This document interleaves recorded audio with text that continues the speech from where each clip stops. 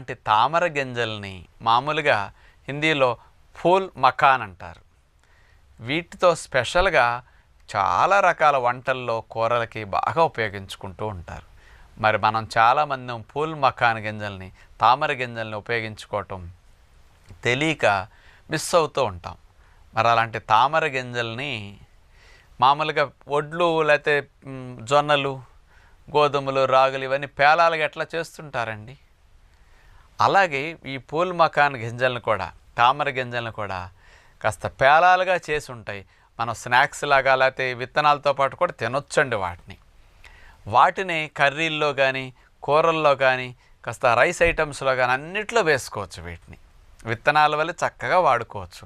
చాలా టేస్ట్గా ఉంటుంది. స్పెషల్ కర్రీ ఇది, కొద్దిగా కాస్ట్లీ, ఎందుకంటే చాలా బాగుంటాయి కర్రీలకు అప్పుడప్పుడు చేసుకుంటే. గెస్ట్లు వచ్చినప్పుడు, సండేస్ కానీ ఎప్పుడన్నా మనం ఎంజాయ్ చేయాలన్నప్పుడు